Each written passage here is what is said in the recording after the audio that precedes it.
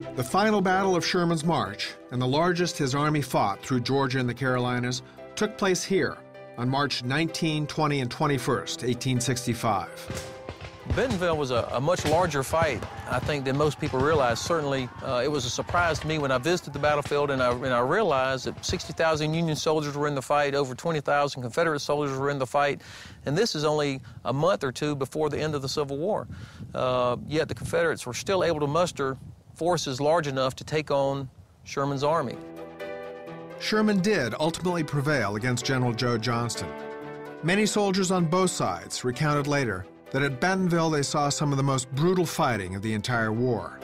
After this battle, the last major engagement of Sherman's march, the farmhouse of John and Amy Harper served as a hospital for wounded men on both sides. We had 45 Confederate soldiers treated in this house, which wasn't unusual to treat both sides. The Confederates were left to be cared for by the Harper family for about 10 days after the battle.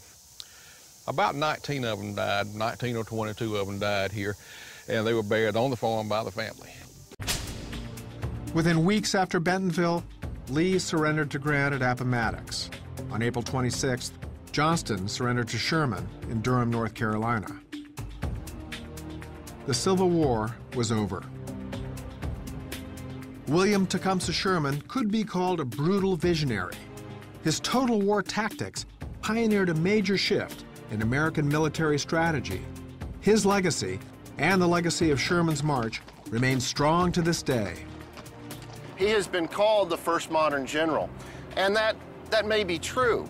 I mean, if you look at the destruction that was wrought on Europe and Japan in World War II, you'll see that those attitudes are very similar to what Sherman had during the Atlanta campaign and the March to the Sea.